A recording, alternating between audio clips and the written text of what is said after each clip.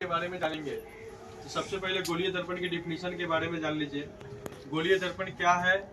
तो गोलीय दर्पण एक खोखले गोले का भाग होता है।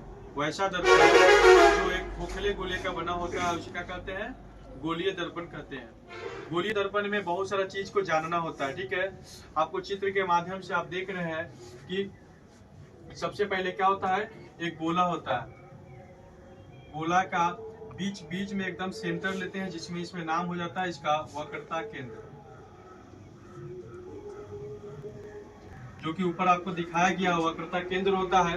वक्रता केंद्र को छूते हुए जब इस पार से उस पार कोई रेखा गुजरता है तो उस पूरी रेखा को हम लोग नाम देते हैं मुख्य अक्ष या प्रधान अक्ष, ठीक है।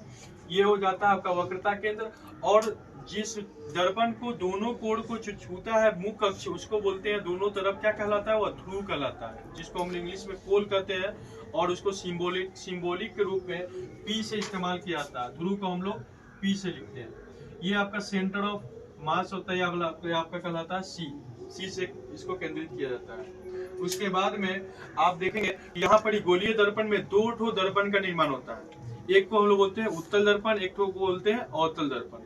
जिस दर्पण का परावर्तक सतह बाहर की ओर उभरा हुआ होता है उसे हम लोग बोलते हैं उत्तल दर्पण। मतलब कि आगे हम लोग जानेंगे कि गोलीय दर्पण को कितने भागों में बांटा गया है। तो गोलीय दर्पण को कुल 2 भागों में बांटा गया है।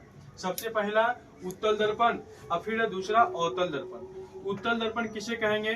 तो उत्तल दर्पण वैसा दर्पण जिसका परावर्तक सतह बाहर की ओर उभरा हुआ होता है उसे उत्तल दर्पण कहते हैं।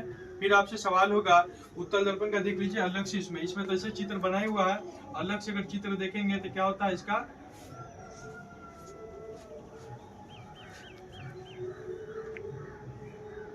वैसा दर्पण जिसका परावर्तक सतह बाहर की ओर उभरा हुआ होता है उसे हम लोग बोलते हैं, ये आपका पी हो गया, ये आपका हम लोग का हो जाता है आपका उत्तल, ये आपका हो गया उत्तल दर्पण।